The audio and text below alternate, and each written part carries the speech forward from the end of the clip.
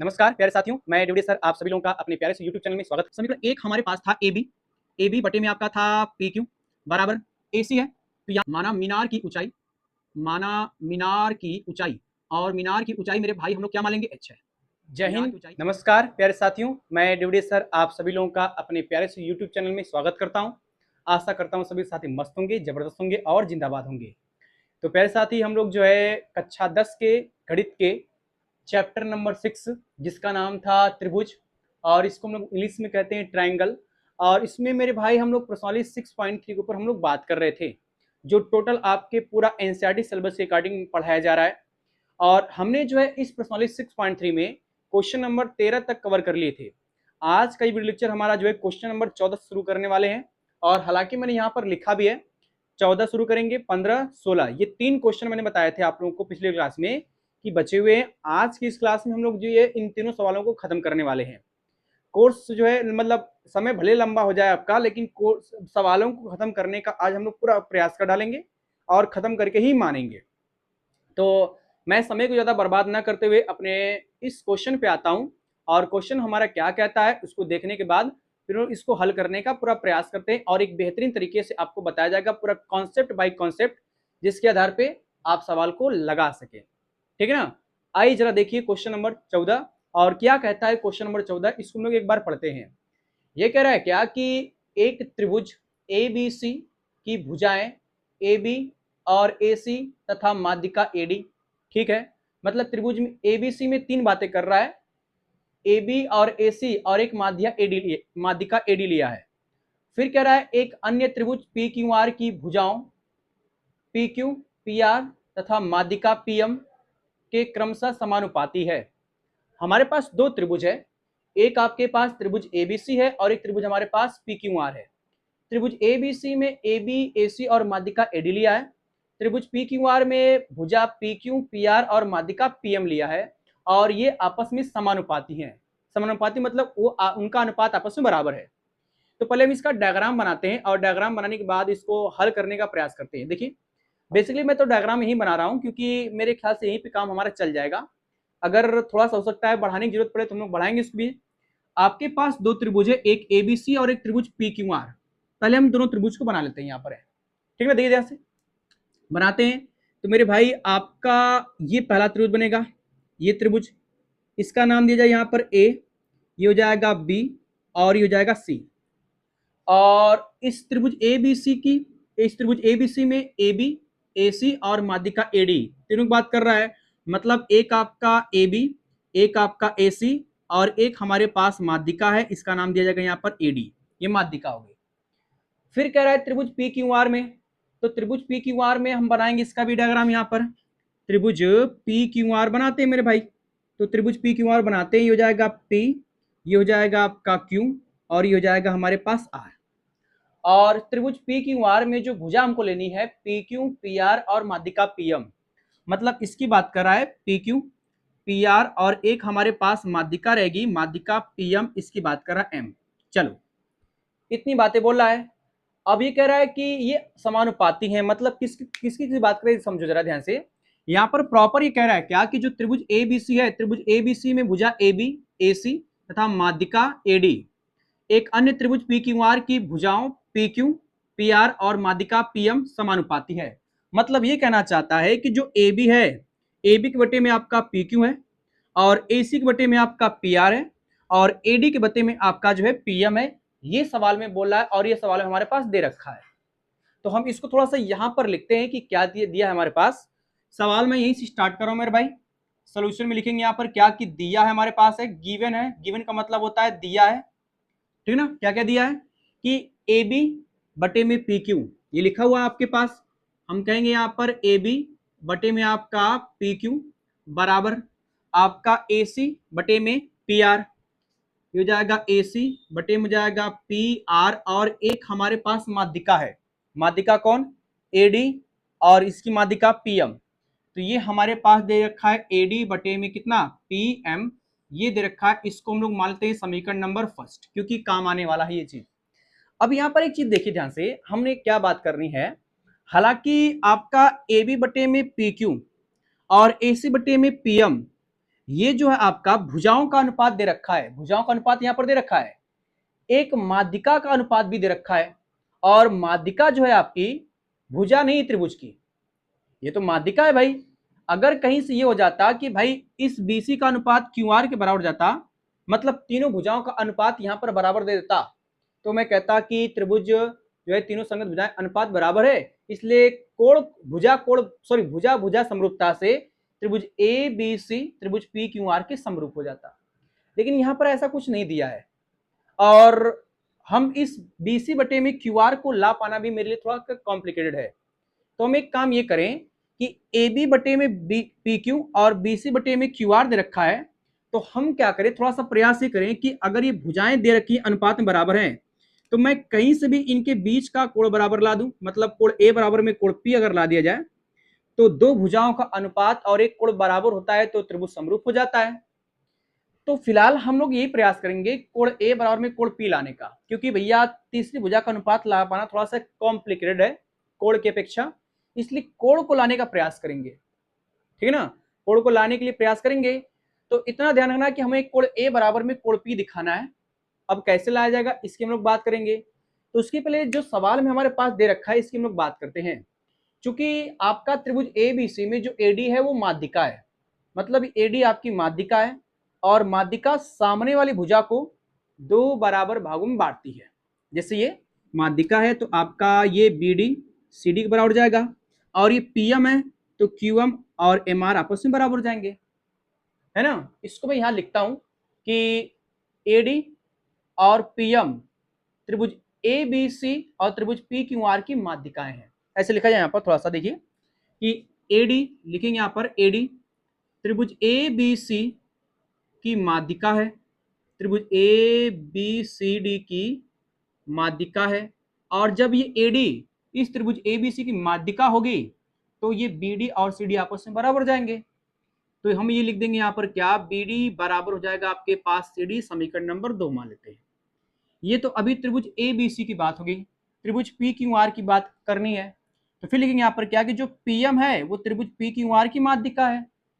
इसको लिखेंगे यहाँ पर क्या कि PM त्रिभुज PQR की माध्यिका है, त्रिभुज PQR की माध्यिका है, और माध्यिका है इसका मतलब ये कि आपका QM MR के बराबर जाएगा।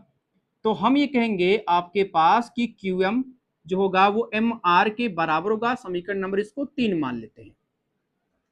ये कहानी हमारे पास कुछ थी, और ये सब चीजें आपके सवाल में दे रखा था, तो मैंने इसको काम कर लिया। अब उसके बाद फिलहाल तो हम लोग एक काम ये करेंगे क्या कि किसी तरह से ये कर लिया जाए कि हमें कुछ यहाँ पर रचना करनी पड़ेगी, क्योंकि थोड़ा सा रचना करेंगे तभी जाकर के आपका सवाल लग पाएगा। रचना क्या करना है कि जो आपका माध्यिका AD है, इस माध्यिका AD के बराबर, माध्यिका AD के बराबर मैं इस D को E तक बढ़ाऊंगा। कितना बढ़ाऊंगा, इस AD के बराबर बढ़ाऊंगा। उसी प्रकार माध्यिका PM के बराबर इसको N तक बढ़ाऊंगा, मतलब ये कि इसको AD को बढ़ाऊंगा, लिखेंगे यहाँ पर क्या, ये D है आपका, इसको हम लोग बढ़ा रहे हैं, यहाँ पर इसको बढ़ा रहा हूं मैं, ठीक ना, ये बढ़ा रहा हूं, और यहां तक बढ़ाऊंगा, इसको बढ़ाऊंगा E तक, और ये आपका D था, इस प्रकार बढ़ाऊंगा कि जो आपका AD है वो DE के बराबर हो। सेम काम यहां भी करना है। अभी ये समझ में आ जाएगा कि मैं ऐसा क्यों कर रहा हूं, ठीक है। सवाल जब आप प्रॉपर देखेंगे तो क्यों रचना कर रहे हैं, आखिर क्या वजह है, सब पता चल जाएगा। यहां भी वही काम करेंगे कि हम लोग इस PM को बढ़ाएंगे आगे की ओर, PM को आगे की ओर बढ़ाएंगे, और जब PM को मेरे भाई आगे की ओर बढ़ाया जाएगा तो ये आपका N तक बढ़ाया जाएगा, और इस प्रकार बढ़ाया जाएगा कि जो आपका PM वो बराबर MN के होगा। मतलब ये कि ये जो आपका ये वाला इसके बराबर होगा, और ये वाला हिस्सा इसके बराबर होगा। इतना काम हमें करना है। और मेरे भाई इस E को C से मिला देते हैं, B को भी E से मिला देते हैं, ऐसा कुछ कर लिया जाए। R को N से मिला दिया जाए, Q को भी N से मिला दिया जाए, ऐसा हमने कर लिया कुछ काम। इस चीज को मैं यहाँ पर लिख रहा हूँ रचना में। क्या लिखेंगे यहाँ पर क्या कि AD को बिंदु E तक इस प्रकार बढ़ाया, लिखेंगे यहाँ पर क्या, AD को बिंदु E तक, AD को बिंदु कहां तक, E तक इस प्रकार बढ़ाया इस प्रकार खींचा कह लिया जाए, इस प्रकार खींचा, इस प्रकार खींचा की या इस प्रकार बढ़ाया की, जो भी लिखना चाहें, इस प्रकार खींचा की AD बराबर DE, इस प्रकार खींचा कि AD बराबर हो जाएगा आपका DE। इसको समीकरण नंबर हम लोग 4 नाम देते हैं, है ना। जो काम इसमें किया गया वही काम इसमें भी करेंगे। तो इसमें लिखेंगे यहाँ पर क्या कि PM को बिंदु N तक इस प्रकार बढ़ाया कि PM बराबर MN, ये कर लिया जाए। तो लिखेंगे यहाँ पर क्या, PM को बिंदु N तक इस प्रकार खींचा कि, सारी लैंग्वेज एक तरह लिखना है हमको, है इस प्रकार खींचा कि, है ना मेरे भाई, इस प्रकार खींचा कि PM बराबर MN, क्या PM बराबर MN, ये हो गया हमारे पास। इसको समीकरण नंबर 5 नाम दिया जाए, ठीक ना।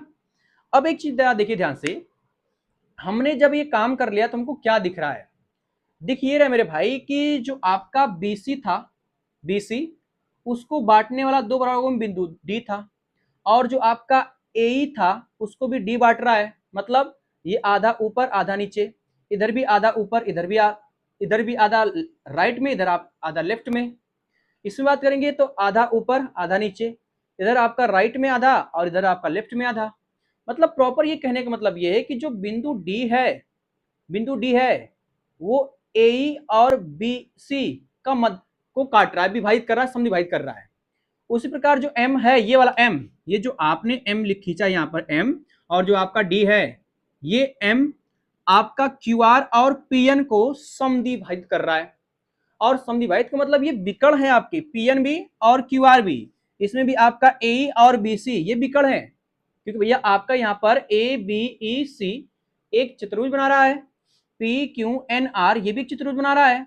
तो कहने का मतलब यह है कि जब चतुर्भुज है तो चतुर्भुज के विकर्ण समद्विभाजित हो रहे हैं, यहां भी समद्विभाजित हो रहा है ना, ये प्रॉपर बात है यहाँ पर। और जब किसी चतुर्भुज के विकर्ण समद्विभाजित होते हैं तो उसे समांतर चतुर्भुज कहते हैं। जैसे मैं समझाऊं मोटी मोटा में कि अगर मान लिया जाए हमारे पास ये कोई समांतर चतुर्भुज है ऐसे, और इसके विकर्ण है, तो विकर्ण क्या करता है, एक दूसरे को समद्विभाजित करते हैं, मतलब ये और ये, उसके बाद ये और ये आपस में बराबर होते हैं। सेम चीज यहां पर भी है, वही चीज, आपका ये दोनों बराबर है, ये दोनों बराबर है, फिर ये दोनों बराबर है और ये दोनों बराबर भी है। जब विकर्ण समद्विभाजित हो गए, बराबर भागों में बढ़ गए, इसका मतलब ये ABEC एक प्रकार का समांतर चतुर्भुज होता है। ये क्लास 9th में हमने पढ़ा है कि समांतर चतुर्भुज के विकर्ण एक दूसरे को समद्विभाजित करते हैं, और यहाँ पर बांट ही रहे हैं, ये बराबर है, ये भी बराबर है, ये बराबर, ये भी बराबर है। तो इसका मतलब ये भी चतुर्भुज समांतर चतुर्भुज है और ये भी समांतर चतुर्भुज है, दोनों समांतर चतुर्भुज हैं, ठीक है ना। इसको हम लिखेंगे कैसे, जरा गौर करिएगा यहाँ पर कि AE और BC ऐसे किया जाए कि बिंदु D AE और BC को समद्विभाजित करता है, बिंदु M PN और QR को समद्विभाजित करता है। ऐसे लिखना पड़ेगा यहाँ पर, थोड़ा सा मैं लिख दे रहा हूँ यहाँ पर, क्या लिखेंगे यहाँ पर, इसके नीचे लिख दे रहा हूँ यहाँ पर कि बिंदु D, ताकि दिखने में और समझने में कोई दिक्कत ना हो। बिंदु D किसको काट रहा है बेटा, BC और AE को समद्विभाजित करता है। बिंदु D किसको भाई, AE तथा BC को समद्विभाजित करता है, समद्विभाजित लिखना पड़ेगा, समद्विभाजित करता है। अभी एक चीज और हमारे पास है, एक चीज और हमारे पास क्या वो है कि M जो है आपका वो PN और QR को भी समद्विभाजित करता है। तो ये लिखेंगे यहाँ पर क्या, तथा करके, तथा बिंदु क्या मेरे भाई M किसको काट रहा है, PN और QR को समद्विभाजित करता है। ये आपका PN तथा QR को समद्विभाजित करता है। थोड़ा सा नीचे चला जा रहा है आपका, समद्विभाजित करता है, ठीक ना। यहां तक तो हमने बातें कर ली, समद्विभाजित करता है। चलिए यहां तक हमारे पास आ गया भाई। अब समद्विभाजित करता है तो इसका मतलब ये ध्यान देना पड़ेगा आपको कि जो ये त्रिभुज ABEC है, ये और पी क्यू एन आर ये दोनों समांतर चतुर्भुज होंगे आपके। तो लिख रहा हूं यहां पर क्या, अतः करके, अतः अतः हम लिखेंगे यहां पर पहला वाला क्या, ए बी ई सी, अतः ए बी ई सी, एवं दूसरा वाला मेरे भाई P Q N R, P Q N R समांतर चतुर्भुज होंगे। समांतर चतुर्भुज, ऐसे समांतर चतुर्भुज है, इतना हमने लिख लिया है, ठीक है। समांतर चतुर्भुज है, ये हमने काम कर लिया। अब एक बात आपको ये ध्यान देना है कि समांतर चतुर्भुज की विशेषता क्या होती है। समांतर चतुर्भुज विशेषता ये होती है कि उसके सम्मुख भुजाएं बराबर होती हैं और सम्मुख कोण बराबर होते हैं, है ना। जैसे मैं ये बात कहूं कि आपके पास ये समांतर चतुर्भुज है अगर बाई चांस, तो इसका मतलब ये होता है, जरा गौर करिएगा, इसका मतलब ये होता है कि इसके सामने की ये भुजा, इसके सामने की ये भुजा बराबर होती है और इसके सम्मुख कोण भी बराबर होते हैं, ये वाला कोण और इस कोण की ये बराबर हो जाएगा, ये विशेषता होती है। तो हम ये कहेंगे मेरे भाई कि जब सम्मुख भुजा बराबर होती है तो आपका ये AC बराबर होगा BE के और इसमें PR बराबर होगा QN के, है ना। ये AB EC के बराबर हो सकता है, लेकिन मैं जो है केवल इन दोनों बराबर करना चाहता हूं। क्यों बराबर कर रहा हूं इन दोनों को, वो भी आपको पता चल जाएगा। इन दोनों बराबर करना चाहता हूं, हालांकि PQ बराबर में आर्यन भी हो सकता है, लेकिन मैंने इसको बराबर अभी नहीं करना है, जिससे हमारा काम चल जाए उसी को बराबर करना है। तो मैं PR बराबर में QN लिया जाए और एक AC बराबर में हम लोग लिया जाए क्या, BE लिया जाए, इसको लेते हैं यहाँ पर है। तो बराबर करने का मतलब आएगा हमारे पास क्या आ जाएगा, एक हमारे पास आएगा AC बराबर में जाएगा हमारे पास क्या, BE, ये मिल जाएगा। इसको नाम देंगे समीकरण नंबर 5 तक हो गया था ना, 6 नाम दिया जाए। और एक हमारे पास आएगा PR बराबर में QN, ये ले जाता है। चलो भाई PR बराबर में हो जाएगा हमारे पास क्या, QN होगा, QN, इसको समीकरण नंबर 7 नाम दिया जाए। इतनी कहानी हमारे पास आ गई है, ठीक है मेरे भाई। अब उसके बाद एक चीज और ध्यान दीजिएगा, आपका AC बराबर BE और PR बराबर में QN आ गया है। हमारे पास समीकरण नंबर 1 में था AB बटा PQ बराबर में था AC बटा PR बराबर में था AD बटे में PM। हालांकि AC का मान यहां पर मैंने निकाला है और PR का मान मैंने यहां पर निकाला है, ठीक ना, ये निकाला है। अब आपको एक काम करना पड़ेगा कि आप इधर लेफ्ट वाले त्रिभुज को ABE, इस पूरे की बात कर रहे हैं, इस वाले लेफ्ट त्रिभुज में, और इधर भी लेफ्ट वाले में PQN, इसकी बात हो रही पूरी, इसको हमें दिखाना पड़ेगा समरूप। और समरूप दिखाएंगे तो आपका जो इधर वाला कोण है, ये वाला कोण, ये इसके बराबर होगा आधे के। तो पहले हम इधर दिखाएंगे तो ये कोण इधर आधा इसके आधे के बराबर हो जाएगा, फिर इधर दिखाएंगे तो आपका ये वाला कोण इसके बराबर हो जाएगा। तो पहले हमें लेफ्ट वाला समरूप दिखाना पड़ेगा, फिर राइट वाला समरूप दिखाना पड़ेगा। थोड़ा सा ये सवाल लेंदी है, बड़ा है, लेकिन अगर प्रॉपर कॉन्सेप्ट के आधार पर चलेंगे तो मेरे ख्याल से कोई दिक्कत नहीं होगी आपको। तो मैं त्रिभुज AB और E इसको समरूप दिखाने जा रहा हूं, और सॉरी त्रिभुज ABE और त्रिभुज PQN, इन दोनों त्रिभुजों को समरूप दिखाने जा रहा हूं। वो कैसे दिखाया जाएगा, आइए हम लोग इसको समझते हैं। देखिए ध्यान जरा इधर, पहले तो मैं समीकरण नंबर 1 की बात करूंगा। समीकरण नंबर 1, आइए जरा देखिए ध्यान से, क्या हम लिखेंगे यहाँ पर कि समीकरण 1 से, और समीकरण 1 से हमको क्या क्या मिलेगा, देखिए ध्यान से इधर, समीकरण 1 से, समीकरण 1 हमारे पास था AB बटे में आपका था PQ बराबर AC है, तो यहां पर आएगा AC बटे में, पहले उतार लो इसको, PQ सॉरी PR बराबर में जाएगा हमारे पास क्या, AD, और बटे में जाएगा PM। ये हमें था समीकरण नंबर 1 में जो दिया हुआ था। अब आप देखिए ध्यान जरा, जो AC है, इस AC का मान हमारे पास BE, PR का मान QN रख देंगे यहां पर, और साथ ही साथ जो आपका AD दिख रहा है, एक यहाँ पर AD, ये वाला जो हिस्सा दिख रहा है आपको AD, और उसके नीचे आपका PM लिखा हुआ है, उसके नीचे PM लिखा हुआ है, ये हिस्सा, दोनों हिस्सा देखना हमको है, AD और PM। तो AD और PM जरा देखिए ध्यान से इधर, मैं क्या करना चाहता हूं कि आपका जो AD है, AD और है DE बराबर है, तो हम ये कह लें जो आपका AD है, AD वो इस AE का आधा है। उसी प्रकार जो आपका PM है वो पूरी PN का आधा है ना। जैसे मैंने ये कह लिया कि मेरे भाई आपका जो ये PQ है, PN जो है वो दो बराबर भंग बटा है, एक आपका पीएम में और एक एमएन में। तो पीएम इस पीक्यू का आधा है और एडी इस एई का आधा है। तो ये ध्यान हमें यहाँ पे लॉजिक पे लगाना पड़ेगा। आओ जरा देखिए ध्यान से, इधर लगाते हैं। हमारे पास आएगा ए बी बटे में आपका पी क्यू था बराबर ए सी बटे में पी आर है।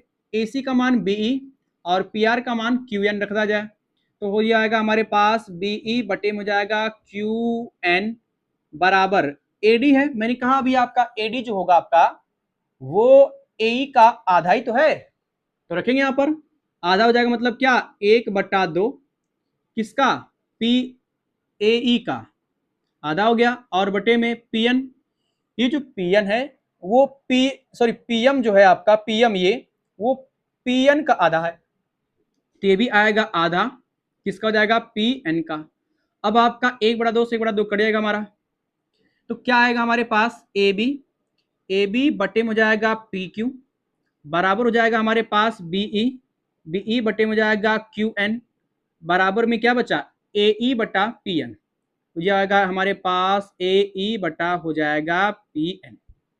अब ये चीज हमको मिल गया। अब आइए थोड़ा देखते हैं यहाँ पर है। पहली बात तो लिखा है ए बी बटे में पी क्यू, मतलब ये हाई आपका ए बी है ए बी बटे में पी क्यू, इसके बटे में ये गया है बराबर लिखा गया बीई बटे में क्यू एन, बीई बटे में क्यू एन और फिर आपका ए बटे में पी एन है। ए मतलब आपका ये पूरा ए बटे में आपका पी एन है। तो कहने का मतलब ये कि इस वाले त्रिभुज में भुजंगत भुजाओं का अनुपात इसके बराबर है। तो आपका भुजा भुजा समरूपता से त्रिभुज ए बी ई और त्रिभुज पी क्यू एन समरूप हो जाएगा, यही ना होगा, क्योंकि भैया ए बी बटे में आपका पी क्यू है, बी सी बटे में आपका क्यू एन है और ए बटे में आपका पी एन दिए रखा है। तो इधर का त्रिभुज इधर वाला इसके समरूप हो जाएगा। तो लिखते हैं यहां पर अतः भुजा भुजा समरूपता से लिखना पड़ेगा यहां पर क्या अतः भुजा भुजा भुजा 3 बार लिखना पड़ेगा क्योंकि तीनों भुजाओं का अनुपात बराबर है। अतः भुजा भुजा समरूपता से समरूपता से हमको क्या मिलेगा कि जो आपका त्रिभुज ए बी ई है वो समरूप होगा त्रिभुज पी क्यू एन के। तो आएगा हमारे पास क्या त्रिभुज ए बी ई ये समरूप हो जाएगा त्रिभुज किसके पी क्यू एन के। ये चीज हमने तो सिद्ध कर लिया भाई। और आप जानते हैं कि जब ये त्रिभुज इस वाले त्रिभुज के समरूप हो गया है तो संगत कोण बराबर होंगे। इसका मतलब ये कि ये वाला कोण इस कोण बराबर होगा क्योंकि मुझे इसी से काम चलाना है। तो ये कोण आपका बराबर होगा, इसको लिखेंगे क्या कोण बी ए डी बराबर होगा कोण क्यू पी एम के। तो इसको लिखेंगे यहां पर कैसे कैसे लिखेंगे जरा गौर करिएगा। लिखेंगे अतः संगत कोण बराबर होंगे, संगत कोण बराबर होंगे, तो संगत कोण लिखा जाए यहां पर संगत कोण। अतः संगत कोण बराबर होंगे, संगत कोण बराबर होंगे है ना। और संगत कोण बराबर होंगे तो कौन सा कोण किसके बराबर होगा, इसको मैं नीचे लिख रहा हूं क्योंकि दिख रहा होगा आप लोगों को। ये कोण आपका ये इसके बराबर होगा, इसको लिखेंगे क्या कोण बी ए डी लिखेंगे यहां पर कोण बी ए डी बराबर होगा कोण किसके क्यू पी एम के। तो आएगा कोण हो जाएगा क्यू पी और एन के। इसको हम लोग समीकरण नंबर क्या नाम दें, 7 तक हो गया था ना, यहाँ पर 8 नाम दे देते हैं, समीकरण नंबर 8। चलिए यहाँ तक हमने बातें कर ली। अब थोड़ा सा एक काम और कर लिया जाए कि मैंने जहां जहां पर इसका प्रयोग किया इसको लिख लिया जाए यहाँ पर। जैसे यहाँ पर AC और PR था, इसका मान मैंने ये रख दिया, समीकरण 6 और 7 का प्रयोग किया गया है। AD और आपका ये, तो पहले यहाँ पर लिख लेते हैं इस चीज को। यहाँ पर मैंने समीकरण एक 6 का प्रयोग किया है और एक 7 का प्रयोग किया है। मेरे भाई इतना हमने कहानी बन लिया है। मेरे पास अब तन को जगह बची नहीं है, ठीक ना, थोड़ा भी जगह बची नहीं है। तो मैं सोच रहा हूँ कि किसको मिटाया जाए, इस वाले पार्ट को मिटाता हूँ क्योंकि शायद अब इसकी हमें आवश्यकता नहीं है। इस वाले पार्ट को मिटाएंगे तो मेरे काम बन जाएगा, ठीक मेरे भाई। तो इसको मिटाता हूँ, आगे देखते हैं क्या बनता है हमारे पास। तो मेरे भाई इस वाले पार्ट को मैंने मिटा दिया। हालांकि समीकरण नंबर मैंने 1 नहीं मिटाया है क्योंकि इसका भी हमें यूज करना था। और यहां तक हमने बातें कर ली थी, मतलब लेफ्ट साइड में जो त्रिभुज था इधर वाला इसके मैंने इस तरह समरूप दिखा दिया था, अभी उधर वाला बचा हुआ है राइट साइड में। तो राइट साइड में सिद्ध करने की कोई जरूरत नहीं है, जैसे आपने लेफ्ट साइड में दिखाया समरूप को, वैसे राइट साइड में भी दिखा सकते हैं। तो आपको लिखना पड़ेगा सीधे सीधे इस प्रकार, इसी प्रकार लिख दीजिएगा। यहां लिख रहा हूं मैं, जरा गौर करिएगा, इसी प्रकार लिखते हैं, इसको मैं यहां पर हल कर रहा हूं। देखिए देखेंगे यहां पर क्या, इसी प्रकार हम सिद्ध कर सकते हैं, इसी प्रकार हम सिद्ध कर सकते हैं। जैसे आपने लेफ्ट वाला सिद्ध किया वैसे राइट वाला भी करना है, सिद्ध कर सकते हैं, ठीक ना। और सिद्ध करने जाओगे तो और बड़ा जाएगा, इसलिए इतना ही लिख दोगे काम चल जाएगा आपका। सिद्ध कर सकते हैं कैसे, ए सी ई, इस त्रिभुज को, त्रिभुज ए सी ई, ये समरूप होगा आपका त्रिभुज पी आर एन के, पी आर एन के। और जब ये समरूप होगा तो भाई जाहिर सी बात है कि इसका आधा कोण इसके आधे कोण के बराबर हो जाएगा, संगत कोण बराबर होंगे। तो लिखा जाएगा यहाँ पर क्या कि अतः संगत कोण, जैसे यहां पर किया गया था वही यहां भी काम कर रहा हूं मैं। तो संगत कोण लिखेंगे यहां पर, संगत, अतः संगत कोण बराबर होंगे, संगत कोण बराबर होंगे। और संगत कोण बराबर होंगे मतलब किसकी बात करेंगे, पहले इसकी बात करेंगे। इसको लिखेंगे कैसे, कोण सी ए डी, कोण हो जाएगा हमारे पास सी ए डी बराबर, ये आपका इसके बराबर होगा, तो इसको लिखेंगे कोण आर पी एम, कोण हो जाएगा आर पी और एम होगा ये एम। इसको हम लोग समीकरण नंबर क्या नाम दें, हाँ 8 हो गया। अब उसके बाद 9 नाम देते हैं। देखिए ध्यान से इधर, अब हमारे पास कहानी बन जाएगी। क्या बनेगी कहानी, जरा गौर करिएगा। कहानी ये बनेगी मेरे भाई कि आप देख रहे हैं क्या कि ये वाला कोण इस कोण के बराबर है और ये वाला कोण इस कोण के बराबर है। तो एक काम किया जाए कि दोनों कोणों को जोड़ लिया जाए, है ना, दोनों कोण जोड़ लिया जाए। जब इसको जोड़ेंगे तो पूरा कोण ए बनेगा, इसको जोड़ेंगे तो पूरा कोण पी बनेगा, है ना, बन जाएगा। और कोण ए बराबर में कोण पी मिल जाएगा हमको, और ये दिखाना भी था।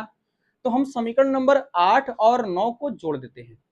देखेंगे यहाँ पर क्या, इस समीकरण 8 और 9 से देखेंगे यहाँ पर समीकरण 8 प्लस समीकरण 9 से जोड़ना हमको है। तो समीकरण 8 में हमारे पास ये वाला कोण दिया है, कोण बी ए डी, लिखेंगे यहाँ पर कोण बी ए डी प्लस जोड़ना इसके साथ है कोण सी ए डी बराबर, फिर इसको जोड़ना इसके साथ है, ये कोण क्यू पी एन दिया है, तो आएगा कोण क्यू पी एन प्लस ये जुड़ेगा हमारे पास कोण किसके, आर पी एम के। अब ये दोनों कोण मतलब इधर का और इधर का जुड़ेगा तो आपका कोण हो जाएगा बी ए सी, और ये दोनों कोण मतलब ये और दोनों जुड़ेगा तो कोण क्यू पी आर हो जाएगा। या आप सीधे इसको कोण एक बोलो और इसको सीधे कोण पी बोलो, कोई दिक्कत नहीं है। मैं सीधे सीधे इसको कोण पी ए बोल रहा हूं, कोण ए, ये कोण आपका जुड़ेगा तो ए बनेगा और ये कोण आपका पूरा का पूरा पी बनेगा। और हमने इसको दिखा दिया, इसको मान लिया जाए समीकरण नंबर 10 तो बन रहा है समीकरण आपका।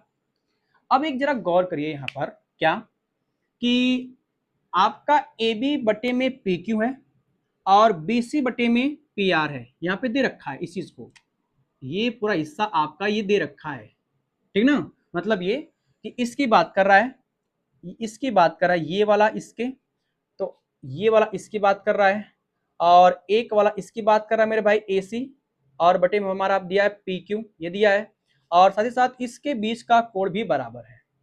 तो हम ये देख रहे हैं क्या कि जब दो भुजाओं का अनुपात और एक उनके बीच कोण बराबर हो तो भुजा कोण भुजा समरूपता त्रिभुज समरूप हो जाएगा।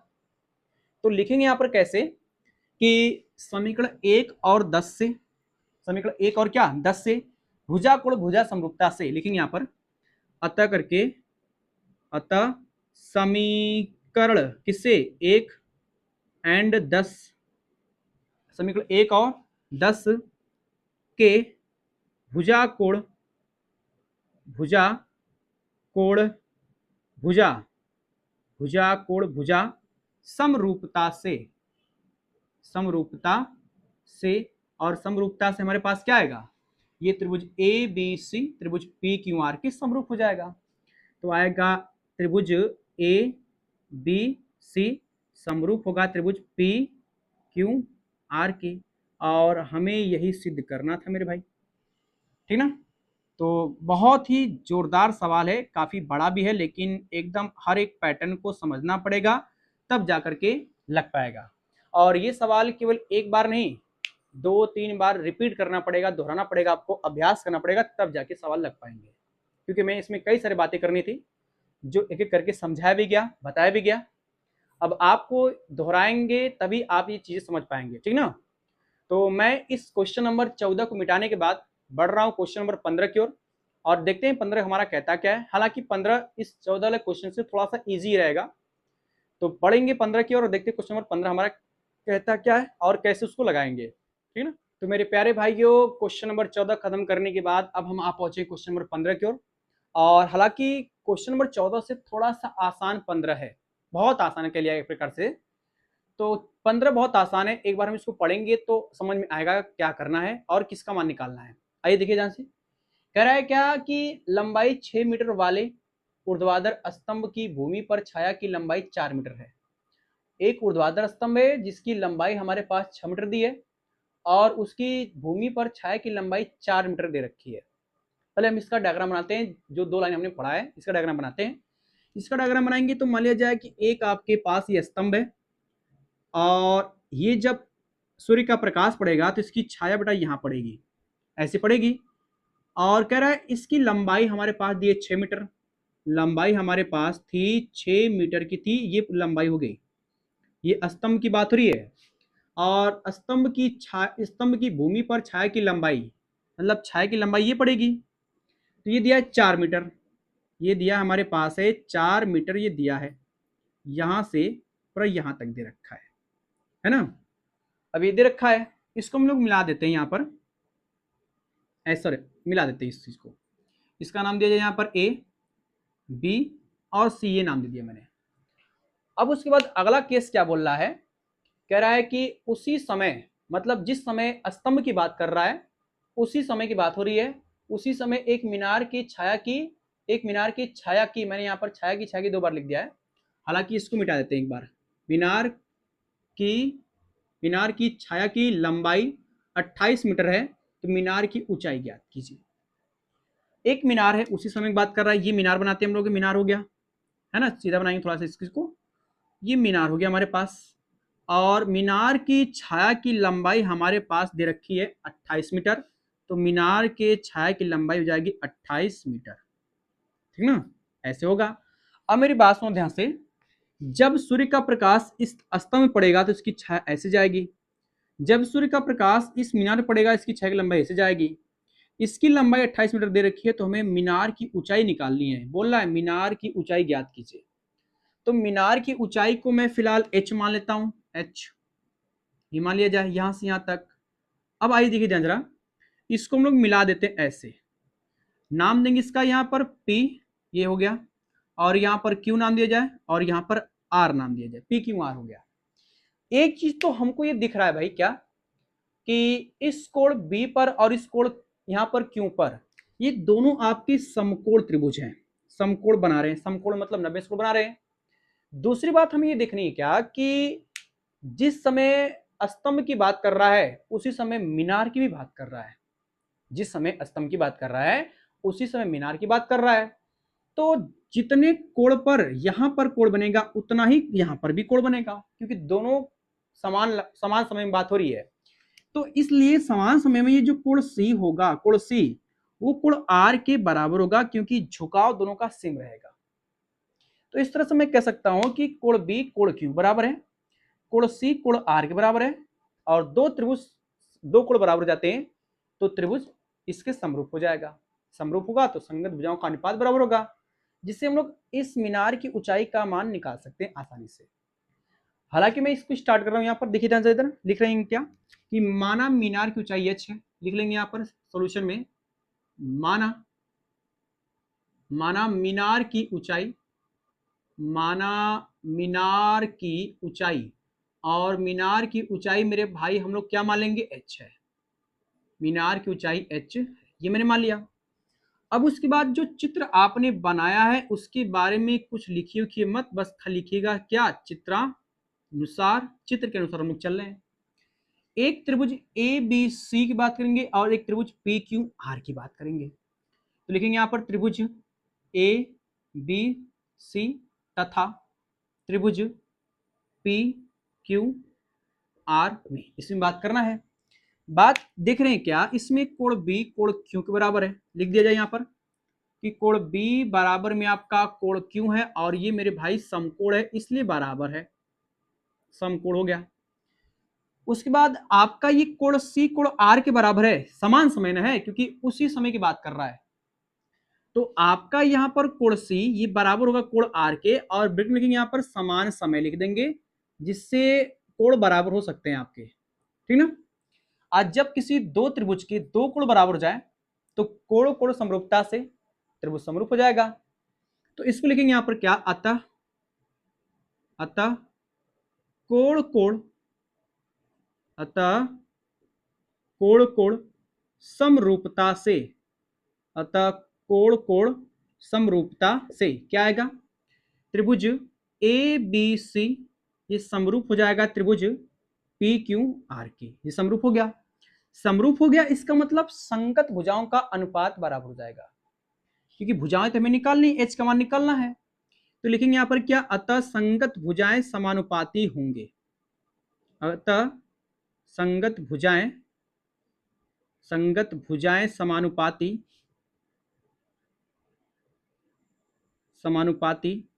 होंगे, समानुपाती ये है होंगे, ठीक ना। इतना हो गया। तो संगत भुजाएं समानुपाती होंगे, इसका मतलब ये है कि ए बी बटे में आपका पी क्यू होगा और बी सी बटे में क्यू आर ले लो, क्योंकि इससे और इससे में मतलब है नहीं है। तो ए बी बटे में पी क्यू और बी सी बटे में क्यू आर आ जाएगा हमारे पास।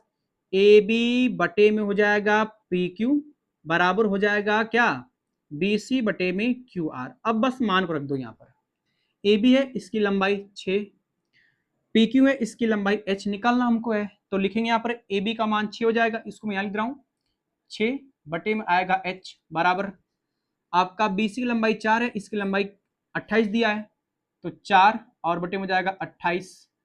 हमें एक्चुअली में h का मान निकालना है, तो h का मान निकालने के लिए इसको उल्टा करेंगे, इसको उल्टा करेंगे, कि हमारे पास आएगा h बटे में 6 बराबर जाएगा 28 बटे में कितना, 28 बटे में हो जाएगा हमारे पास 4, ये कटेगा क्या, 7 चौके 28 कट जाएगा।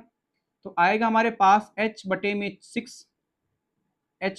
6 बराबर 7 हो जाएगा, 7 छक्का 42 गुणा करेंगे तिरक, तो आएगा h बराबर में कितना 42 सेंटीमीटर, नहीं मीटर नहीं, मीटर में आएगा आपका, ये आंसर हो गया हमारा। अर्थात जो मीनार की ऊंचाई हमने h मानी थी उसकी लंबाई 42 मीटर आएगी। तो काफी ठीक था सवाल, बढ़िया था, है ना। तो क्वेश्चन नंबर 15 भी कंप्लीट हो चुका है। अब मेरे भाई हम लोग बढ़ेंगे क्वेश्चन नंबर 15 की ओर, सॉरी 15 नहीं, 15 तो हो गया यहाँ पर। 15 के बाद एक क्वेश्चन और बचा है, उसको भी बता दे रहा हूं मैं यहाँ पर, ताकि एक्सरसाइज पूरी तरह से कंप्लीट हो जाए। तो इसको मिटाने के बाद हम लोग बढ़ रहे हैं क्वेश्चन नंबर 16 और देखते हैं क्वेश्चन नंबर 16 हमारा कहता क्या है। तो प्यारे बच्चों मेरे रसगुल्लों, हमारे पास एक अंतिम सवाल आ गया, क्वेश्चन नंबर 16। बस इस प्रश्नावली का एकदम लास्ट सवाल चल रहा है, अंतिम सवाल चल रहा है, उसके बाद प्रश्नावली खत्म, है ना। काफी मेहनतों के बाद हम प्रश्नावली खत्म कर रहे हैं, तो आपकी मेहनत भी उतनी होनी चाहिए जितना मैं कर रहा हूं। तो आओ एक बार पढ़ते हैं सवाल हमारा कहता क्या है। ये कह रहा है क्या कि एडी और पीएम, करमा लगाए यहाँ पर है, एडी और पीएम त्रिभुज एबीसी और त्रिभुज पी क्यू आर की क्रमशः माध्यिकाएं हैं। फिर बोला त्रिभुज एबीसी समरूप त्रिभुज पी क्यू आर है, दोनों त्रिभुज समरूप पहले से दे रखा है। सिद्ध कीजिए कि ए बी बटे में पी क्यू बराबर एडी बटे में पीएम। तो बहुत आसान सवाल है, पहले आप त्रिभुज ए बी सी और त्रिभुज पी क्यू आर बनाइए। बनाते हैं, यहाँ पर देखो बनाता हूं मैं।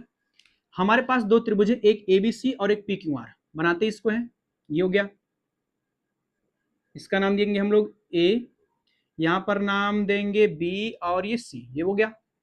और एक त्रिभुज पी क्यू आर है, इसको भी बनाते हैं, यहां पर है पी क्यू और आर, चलो ये मैंने बना दिया। अब उसके बाद ये कह रहा है क्या कि जो त्रिभुज ए बी सी है, त्रिभुज ए बी सी उसकी माध्यिका एडी है। खींचेंगे यहां पर, तो माध्यिका मैंने एडी खींच दिया, ये हो गया डी।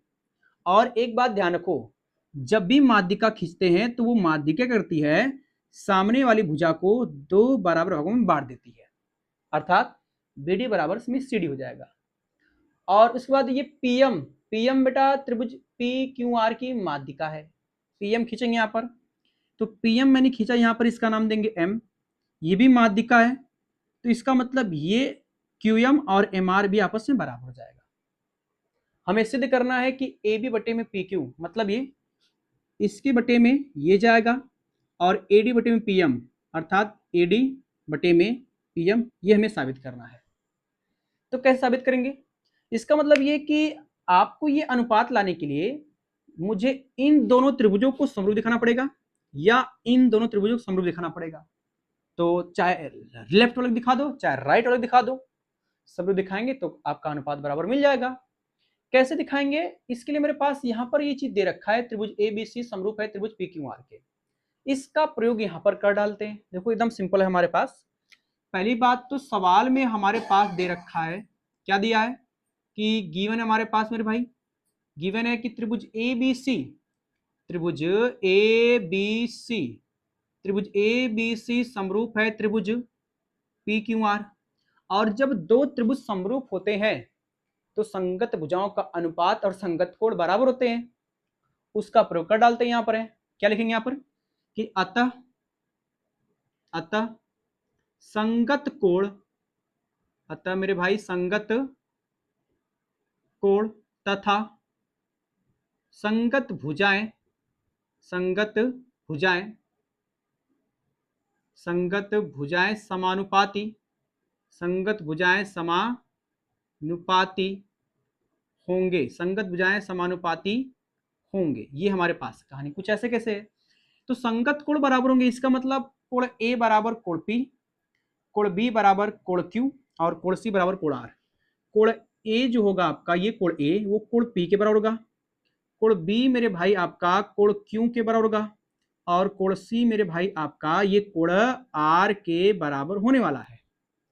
तो ये हमारे पास आएगा कोण A बराबर कोण P, कोण B बराबर हो जाएगा आपका कोण Q और एक हमारे पास है कोण C बराबर क्या, कोण R। इसको आप समीकरण नंबर पूरा 1 नाम दे दीजिएगा। तीनों को मैंने 1 नाम दिया है।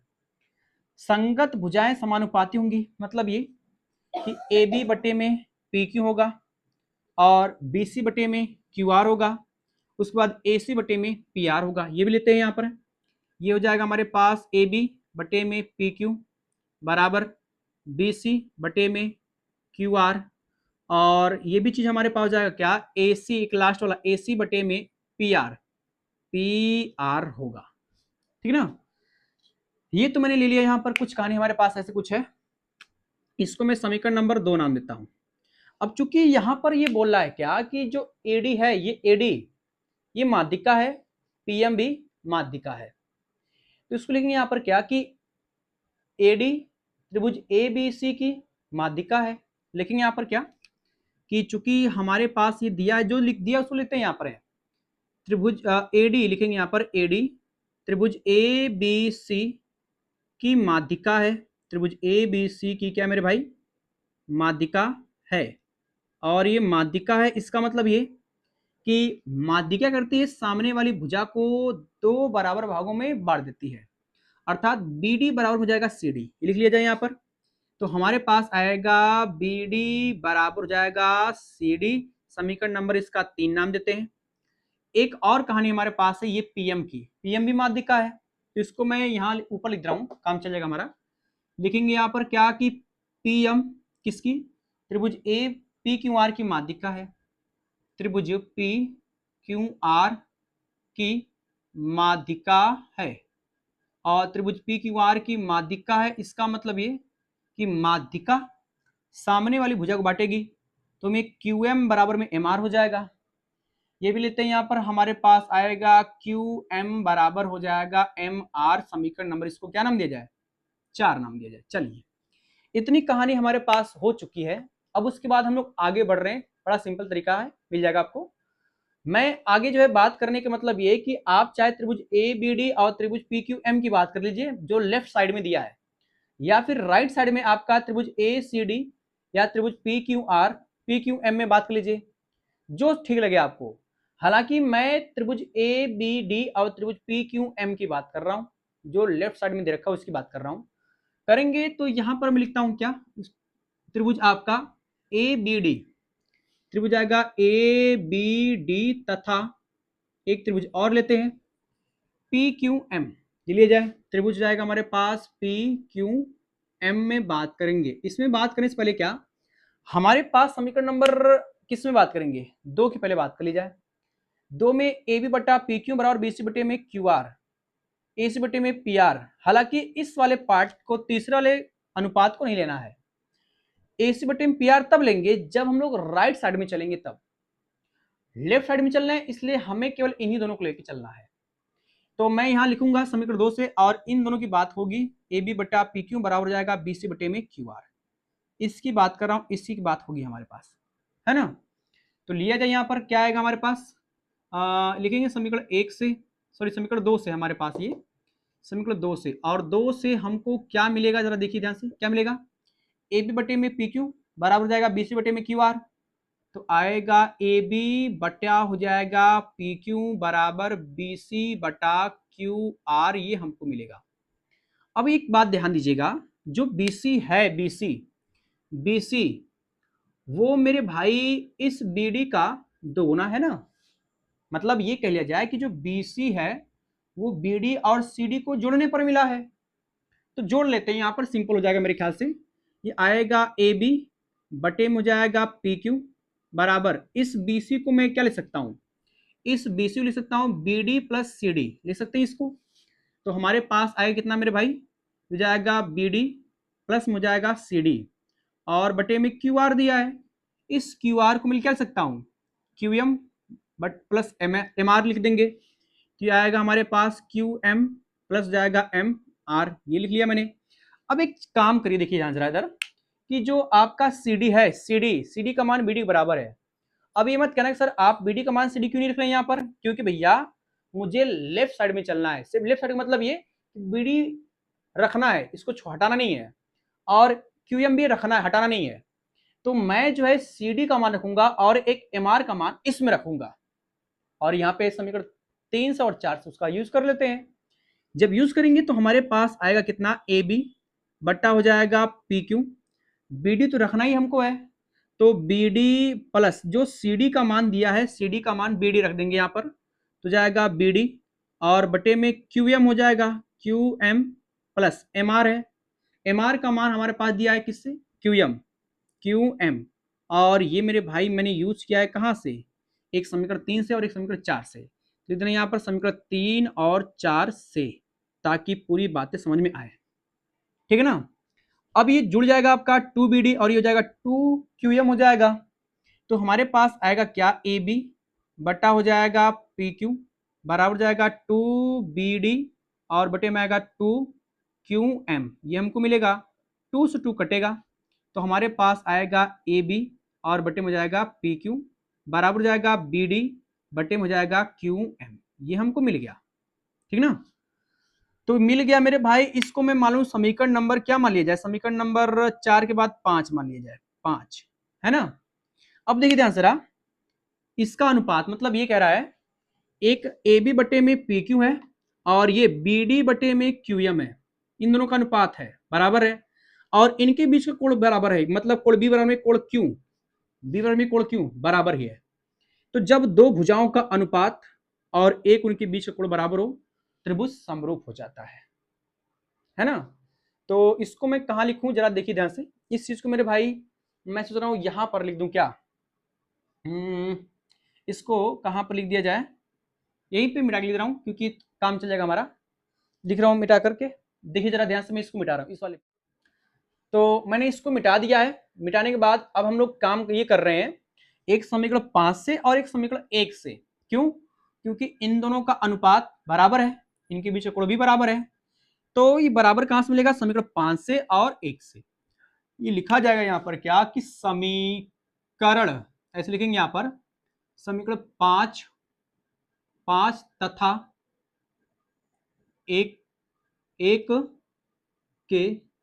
के भुजा कोण भुजा, क्योंकि दो भुजा का अनुपात बराबर यहां पर है, भुजा कोण भुजा कोण भुजा समरूपता से, भुजा कोण भुजा समरूपता से, भुजा कोण भुजा समरूपता से हमको क्या मिलेगा मेरे भाई? समरूपता से क्या मिलेगा जरा देखिए ध्यान से।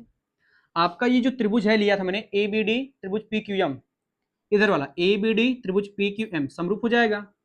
तो आएगा आपके पास त्रिभुज ए बी डी, ये समरूप होगा त्रिभुज किसके? पी क्यू एम के। ये मिल गया हमको।